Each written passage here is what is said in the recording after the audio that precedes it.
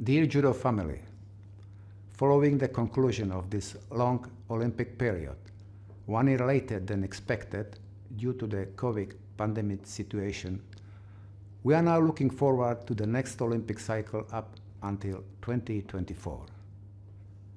We have received proposals and recommendations from national federations for rule amendments or changes. The IJF is working hard to continue modernizing our beloved sport, and with the input of our partners, we are happy to present the updated rules which will come into force from start of 2022 till the end of 2024. The purpose of these rules is to protect athletes and our sport as a whole, while promoting Judo to be more dynamic, more attractive for the public and the media. So let's look at the new rules.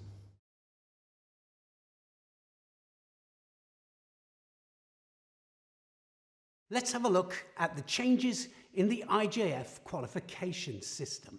For the Olympic Games 2024, the IJF will apply the same qualification system as the Tokyo cycle to allocate 372 places. Now, 17 athletes per category will qualify via direct quota. Across 14 categories, that equals 238. 100 athletes qualify via continental quota. 20 athletes qualify via universality places, formerly known as invitation places and wild cards. 14 athletes qualify via organizer or host nation quota, totaling 372. The Olympic qualification will begin on the 24th of June 2022 and it will finish on the 23rd of June 2024. For the World Championships for seniors, only athletes ranked from 1 to 100 on the Senior World Ranking List and athletes ranked from 1 to 16 on the Junior World Ranking List can take part. Equally ranked athletes can all participate.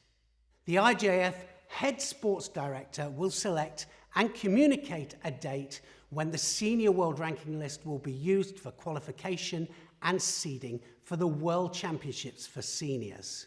The new weigh-in times will be 1800 hours, 6 p.m. on the day before the competition.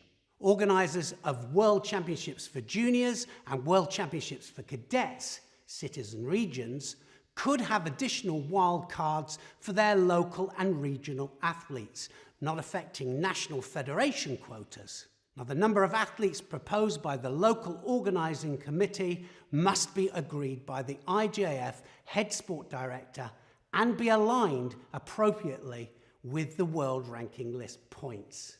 For all participants of World Championships for juniors and World Championships for cadets, minimum technical requirements will be requested under the supervision of the IJF Academy.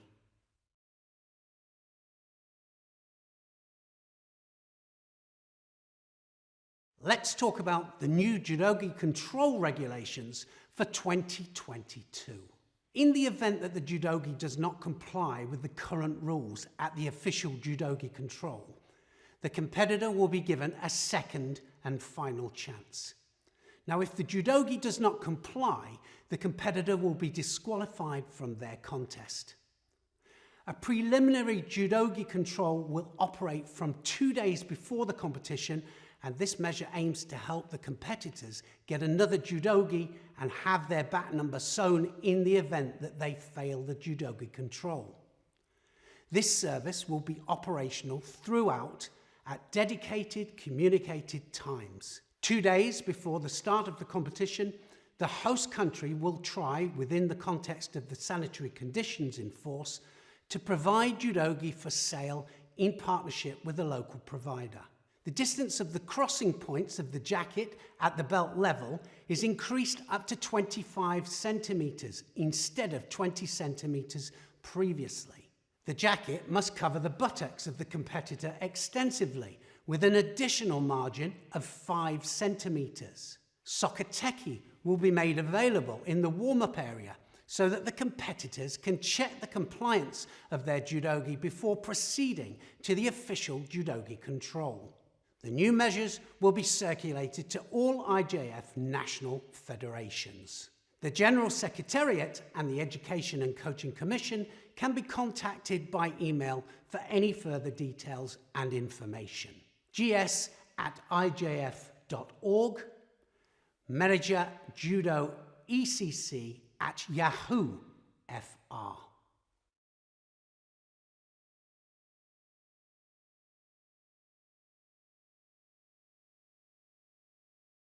Decision 1. Scoring for actions that without stopping are a continuation of techniques. If there is a stop in the action, there is no score. In this example, it's a continuation of the same movement that gets the score. From a different angle, the Seoinage drives and continues driving all the way through. Score. Once again, a continuous movement driving all the time off the back legs. Score.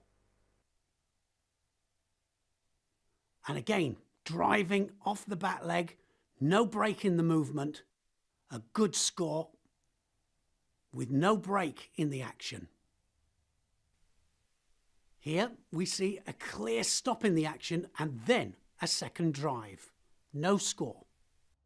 From a different angle, notice the stop, then the second action. No score. Clear stop in the action there with the Seoinage and a second action, so no score given. There's the stop in the action and there is the second drive. No score. Once again, two different actions and no score given. Notice how the first one stops and then starts again. No score. Once again, a good example of stopping the action and then driving off the ground. There's the first action, and then the second action to take her opponent over, so no score. Decision 2. Wasari criteria comprises landing on the whole side of the body at 90 degrees or more to the rear, or on one shoulder and upper back. A score will be given for a whole side of the body landing even when the elbow is out. Hip and shoulder position must be considered. Notice the 90-degree angle of the landing to score a Wasari. He lands on his side at 90 degrees. This is a great example of Tori driving, and at this stage here, 90 degrees is reached and Wasari scored. Different angle, there's the drive, and there is the score. This Sumigaeshi, as you can see, at this point here, perfect 90 degrees landing and gets the score. Here it is from another angle, and again, 90 degrees, landing and score. This time Koichigari, and just lands at the 90-degree angle to gain the score. At the moment of impact, 90-degree landing before she turns onto her front, and score. This landing beyond the 90 degrees, landing on the front, so no score. Whether the arm is out or in doesn't make any difference because it's more towards the front, which means no score. In this example, this point here, you can see that the opponent is more on their front and that the 90-degree angle hasn't been achieved. Here we see it from a different angle. The elbow is out and clearly on the front. No score. And for this example, you can see that the 90-degree angle is not quite achieved. It's more on the front, so no score given. Different angle, we can see it. Doesn't quite reach the criteria. No score. Decision 3. Wazzari criteria comprises landing on the whole side of the body at 90 degrees or more to the rear or on one shoulder and upper back. A score will be given for a whole side body landing even when the elbow is out. Once the shoulder and upper part of the back make contact, then a score will be given. In this competition example, the shoulder and upper back make contact with the mat, so it gets a clear score. Decision 4.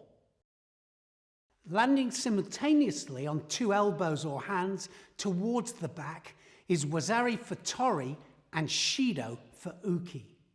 When 2 elbows touch at the same time, it's Shido and a score. When both hands touch the floor at the same time, again, Shido and a score, Wazzari given. And of course, when 1 elbow and 1 hand touch the floor, once again, it's Wazzari given and a Shido. Competition example shows the landing, both hands together, and Wazzari given. Now it will be a Wazzari and a Shido. From a different angle, and again, both hands, Wazzari and Shido. The second example here, both hands land together, definite score, but now Shido as well. And for this final example, once again, 2 hands down, Wazzari and Shido given. Decision 5. No score for counter techniques where the initial attack is rolled to the back towards the counter-attacking or defending judoka. All of these following examples will now receive no score.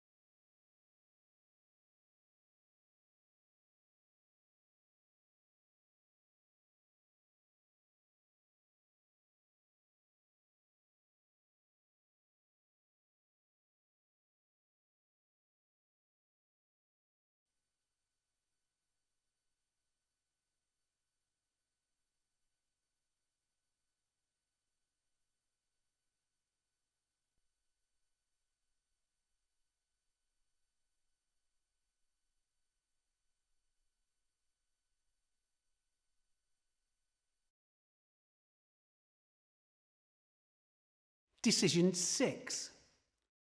No score and Shido for reverse Seoinage. All of these following examples will now receive no score and a Shido.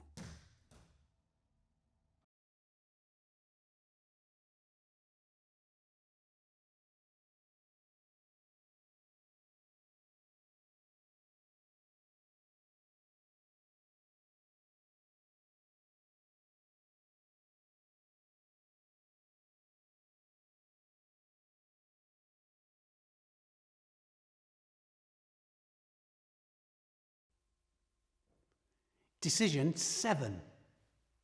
Gripping under the belt in the end phase of a throwing technique is allowed if the opponent is already in newaza. If the throwing technique is interrupted, gripping under the belt is a newaza action. This example, the action is not affected by touching the leg, so the score will be given.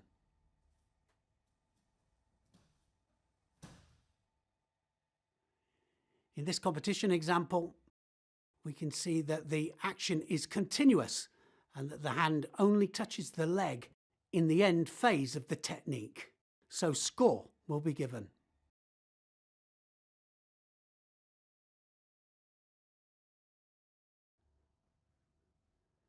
If there is a stop in the action, then it's classed as newaza. So you're allowed to take the leg. Here we can see two different actions and then the newaza roll.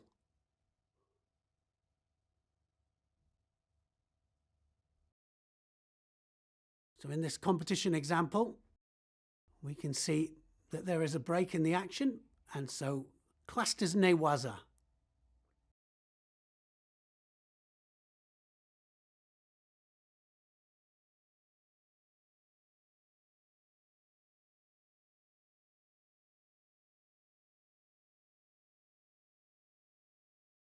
Decision 8.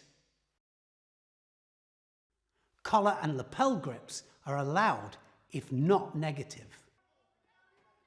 As long as Tori is not deemed as being negative but trying to throw their opponent, then they won't be penalised for this lapel and collar grip.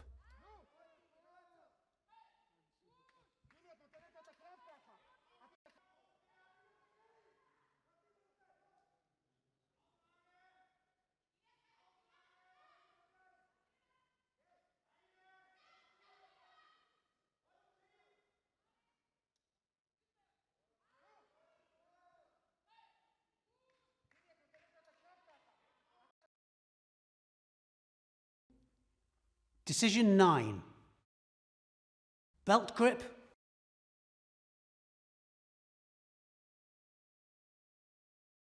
one side grip,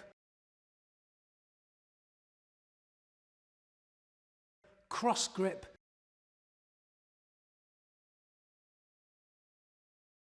pistol grip,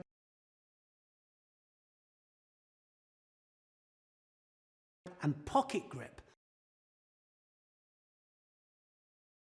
are not traditional grips. If taken, time will be allowed for the preparation of an attack. Decision 10. Breaking the grips and immediately taking grips is allowed. Breaking grips and not taking a grip immediately is Shido. In this example, Tori immediately breaks the grip, but then tries to take the grip, and that is allowed.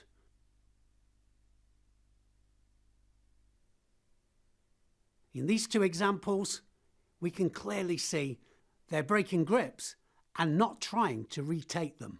Therefore, Shido will be given. Decision 11. Retying and arranging judogi and hair is allowed once per judoka per contest. Further occasions are penalised with Shido.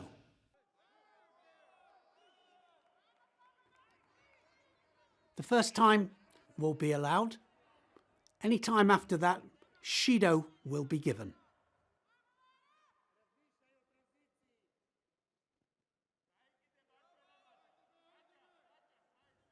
The first time will be allowed.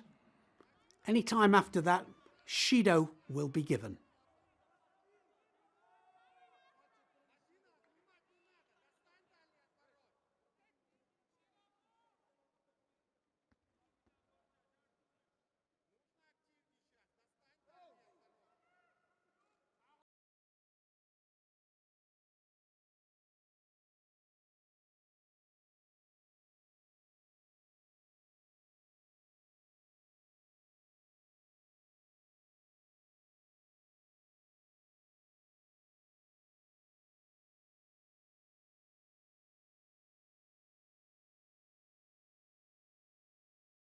Decision 12.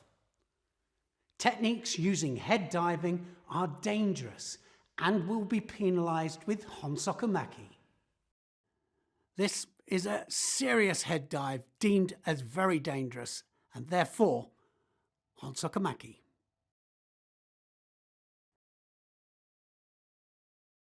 Once again, Tori throwing himself onto his head, therefore Hansakamaki.